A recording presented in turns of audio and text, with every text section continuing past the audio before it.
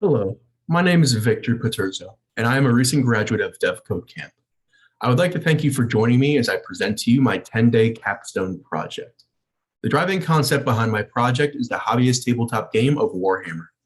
Warhammer is an avenue for which people who like to create and paint beautiful miniatures can also use those miniatures to play a delightfully complex strategy-based tabletop game. The Warhammer universe is woven with a very rich background lore and upheld by a strong community of avid enthusiasts. While the hobby can be very rewarding, it could also seem overwhelming to the new enthusiasts due to both the complexity of the gameplay and the financial cost necessary to start playing. As a relatively new Warhammer enthusiast myself, I experienced these issues and wish that there was a way to get more information about the rules and strategies, as well as what models I should buy first. The models are beautifully detailed and as such are rather expensive. It is for these reasons that today I present to you my project, which has become a Warhammer enthusiast web portal. This project was created using the MERN full stack. The backend for my project utilizes MongoDB for the database and Mongoose Schemas for the data format. One of my favorite challenges for this project was that there is no open source or publicly accessible API for the relevant game data, so I had to create my own database and schemas for both the users and the models. The models have at least a full page worth of pertinent data and rules, and there are hundreds, if not thousands, of models in the game. So this has been a challenge, to say the least. Also for the backend, I utilize JavaScript, Node.js, Express for routers, JSON Web Token for user authentication, and Joy for request validation.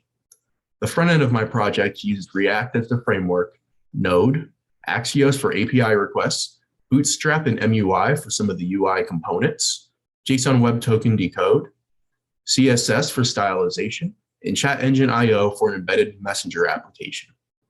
As the website develops, there will surely be more technologies implemented where they are needed. Without further ado, I'm excited to present to you the project itself. I'll go ahead and screen share. So here we have the login page. Here, existing users can log in using their username and password, or you can go ahead and make a new account, which we'll go ahead and do now. So we'll go ahead and use a generic name.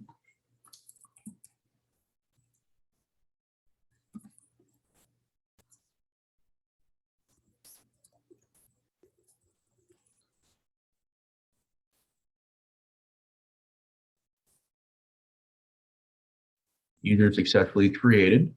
It'll immediately take you back to the login page. Now I'll go ahead and demonstrate what happens if you try logging in with improper credentials. Notice here there is not a space in John Doe. And nothing happens. But we'll go ahead and remove that space, correcting the username. And now we're in. Now I'm going to go ahead and log in using my credentials so I can show you more information.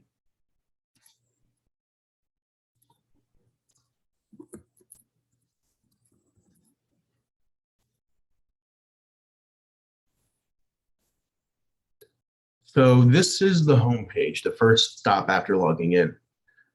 So over to the left here, we've got the profile picture, which this is the default. You've got the nav bar at the top, which will take you to all the other pages, as well as the logout button. You've got the main feed here, which will show you any events coming up.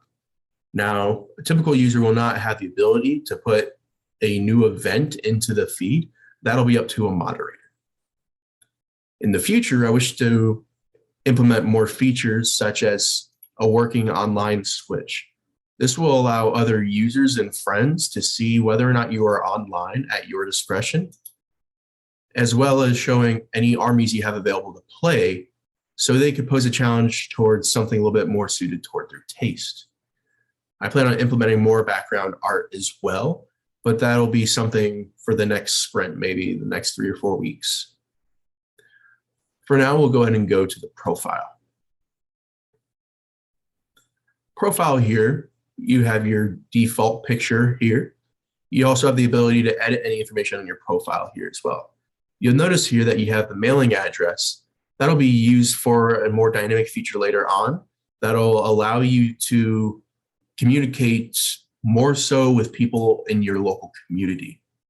That way you'll be able to pose trades with them as well as challenges for in-person play. You'll notice here you've got your friends and pending friend requests. This feature is not fully completed. That'll be part of the next sprint. You'll notice here that you have your current friends as well as pending friend requests. Features to come will be accepting the pending friends and updating it to the list directly from this page. We'll go ahead and move to the trade hall. Now, one thing to note is that Warhammer can be a very expensive hobby. And as such, there is a strong market for secondhand miniatures. Sometimes people don't have the money at all, though, and they might be willing to trade particular models or armies for other ones in case they get bored. So that's where the trade hall comes in. You have all these offers with the username, as well as the actual offer that's posted.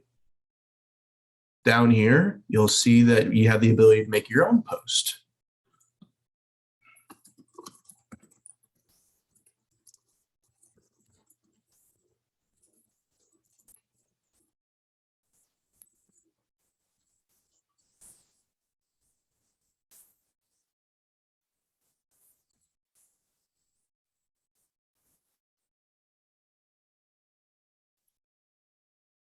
Offer successfully posted, and you'll notice that the feed has been updated with yet another offer. In the future, I wish to make this a little bit more dynamic in one way to allow people to click on the actual post itself and immediately have it link to a direct message to the user. However, we do have a roundabout way currently of contacting other users for their posts through the embedded chat engine IO messenger. Now, one thing that's really cool is that whenever you register as a user for the Warhammer web portal, at that same time, you're also registered for a Chat Engine IO user account. Notice here, we're actually logged in. If we didn't have the proper credentials, it would tell us here we would have no access to any of these features. So I want to go ahead and send a message to someone that was posting. And I believe some of the posts were made by Clint.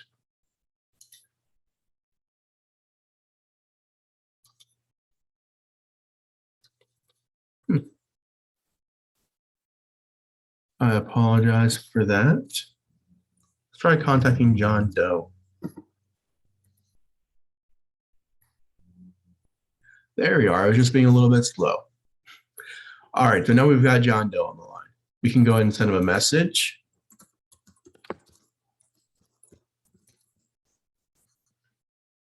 Hello and welcome to the new user.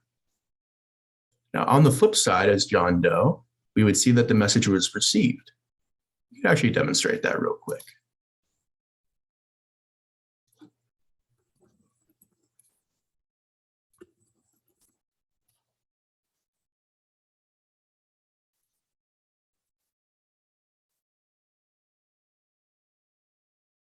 We're logged in and we got the message. Fantastic. Go ahead and log back in as Victor.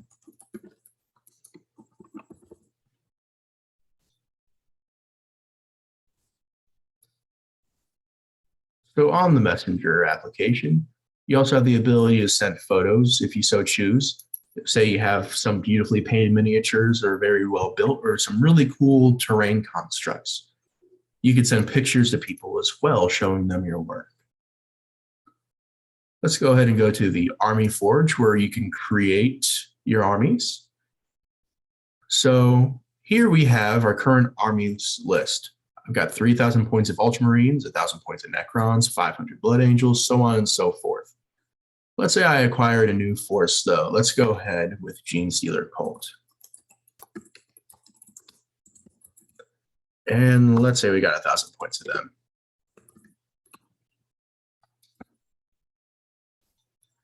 We'll see that they were added.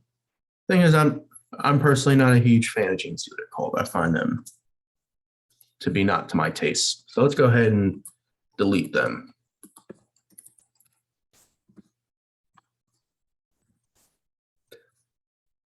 Now you've got to punch them in the exact way that they're spelled.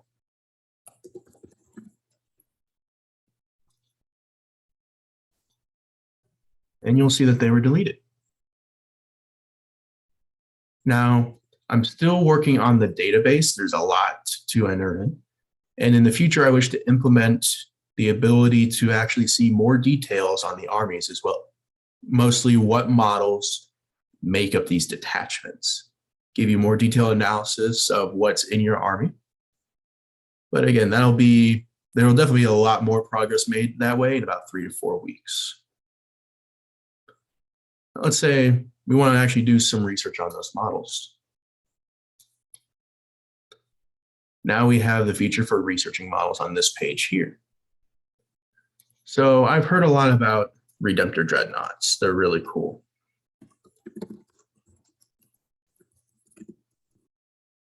You just enter that in. Did I misspell it?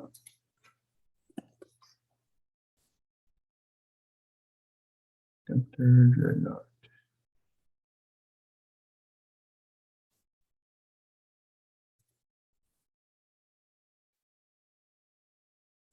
All right, let's try Assault Interceptor.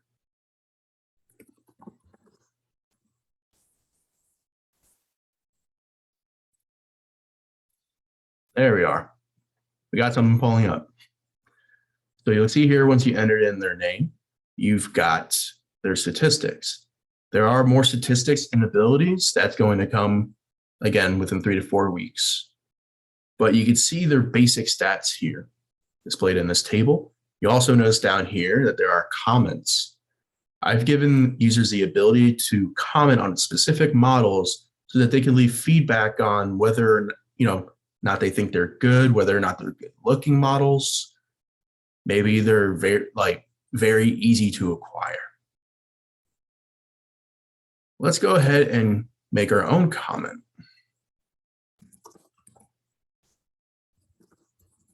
I don't like these. Not contributing much, but we're just testing. So it's not showing up here immediately, but let's go ahead and refresh the page and redo the search on that. And we'll see that our comment was added and we've contributed, in this case, very little, to some of the feedback on this model. Now, these aren't really that bad, but what if there's something that's a little bit better or more suited for our tastes? Here, we have the ability to do a side-by-side comparison. There's our dreadnought we were looking for earlier. And we could take a look and compare the stats directly. We could see the comments here as well, people providing their feedback on this model. Now, you can only comment on this model right here, as this is supposed to be the main focus. And this part here is just meant to be the basis for comparison. In the future, I plan on implementing the ability to see images of these models, as well as some probability statistics in between, showing the interaction between these two when fighting. All right, and at the moment, I believe that covers just about everything that I have. I'm excited to give you guys a new update whenever that comes with the next sprint. Thank you for sharing this time with me, and have yourselves a wonderful day.